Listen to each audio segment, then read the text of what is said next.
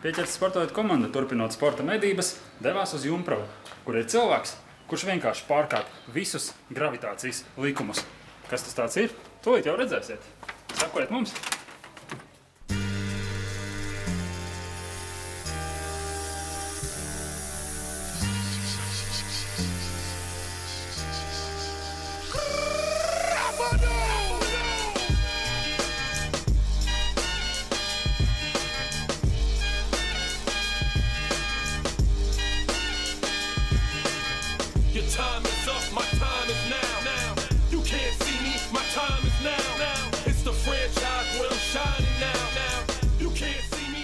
Pieķers sportojot komanda šoreiz nomedījusi cilvēku, kurš ignorē, principā varbūt pat neignorē, bet vienkārši pārkāp gravitācijas likumus un dara ar basketbola bumbu neiedomājumus trikus.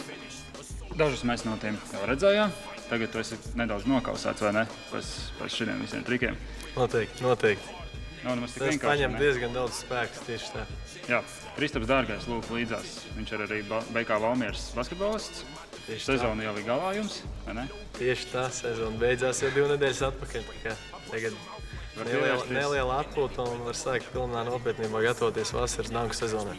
Jā, šoreiz par basketbolu profesionālā veidā varbūt tā mazāk, bet tieši par bumbas spraušanu grozā no augšas latviski izsakoties, jeb slam dankā, tas ir pieņemts laikam starptautiski. Jā. Mēs tātad atrodamies Jumpravas vidusskolā, tavā dzimtajā vietā, mājās, vai ne? Jā. Principā viss sākās tos ceļš. Jā, noteikti. Šeit arī sākušies pirmie danki ir. Un šitien sākam ar kaut kādām tenisa bumbiņām mēģināt likt no augšas. Lūk, šeit bija sanāk bišķiņa augstāka siena. Un pirmos dankus, man liekas, mēs likām atsparoties pret sienu lecienā un šities grozos likām augšā. Un sporta skolotājs bāra mūs parasti, ka šitā nedrīkst darīt. Tev basketbols tas ir tās nopietnas naudas pelnīšanas veids, un tas slam dunk principā ir tās hobijs.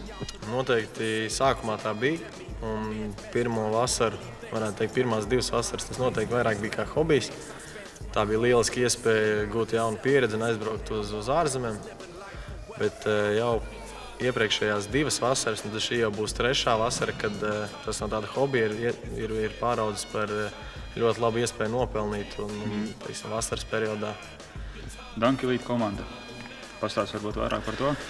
Jā, tā ir šī brīža, nezinu, varētu teikt, varbūt, ja ne pasaules labākā dankošanas komanda, tad noteikti viena no. Bet gribētos teikt, ka pati labākā, ja uzskata, ka mūsu komandā ir 3 pasaules labākie dankotāji.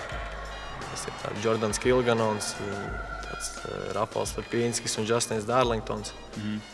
Esam arī klāt tāds Porters Mārabrijs, kas ir mazākais dankotājs pasaulē, ar 1,65 m augumu un Ukrainas smūvs.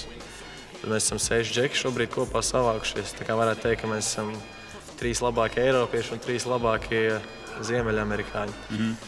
Mērķi nopietni, jā? Mērķi ir noteikti visnopietnākie, kļūt par labāko dankošanas komandu pasaulē un būtībā ar šiem slam dunk braukāt apkārt un bezmazai turnējā, nevis bezmazai, bet apkārt pasauli turnējās, rādīt šovus.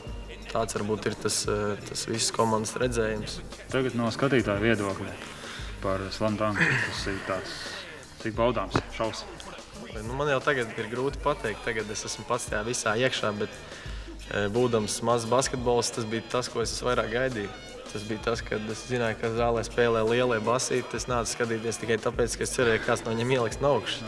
Nevis iemetīs trīnīt vai iemetīs no apakšas. Es nācu skatīties, lai redzētu, kā viņi iedanko. Arī sporta skolas grupiņās man bez mazai bija tā, ka es gribēju vairāk redzēt, kā lielie iesildās, nekā kā viņi spēlē. Jo, ka viņi iesildies, viņi izlika no augšas. Tā kā manā skatījumā noteikti tā dankošana tāda ir, tas ir tāds kaut kāds īpašs basketbola elements un katra lieta, ko nevar izdarīt jebkurš, tas kaut kādā ziņā ir kaut kas īpašs un piesaistošs. Jā, man tāds vēl viens interesants jautājums. Vai esi mēģinājis tulkot savu uzvārdu būdams ārzemēs? Jā, kaut ko mēs tur esam ar pazīstamiem džekiem, pazīstamiem dankariem kaut ko pasmējušies, ka Mr. Expensive un kaut ko tam līdzīga, bet tā īpaši tas nav aizgājis. Īpaši niec man cits tā nesaukā, varbūt tiešām pāris reizes mēs tur džekiem pasmējamies. Latvijā labi skan, ne?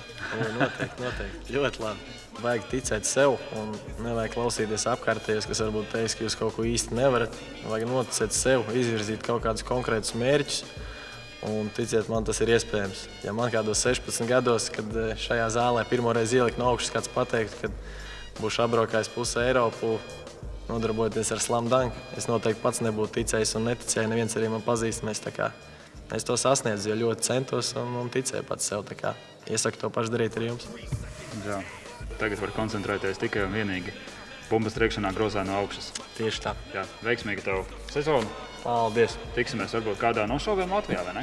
Cerēsim. Jā, jūs arī sekot līdz informācijai un redzēsiet, kā Kristaps Dārgais sprauž no augšas. Tas arī viss. Tā. Visu labu. Nu ko, Kristaps sāk ar lēcienu pret sienu. Mēs arī pamēģināsim. Varbūt kādreiz izaugšu līdz viņa līmenim.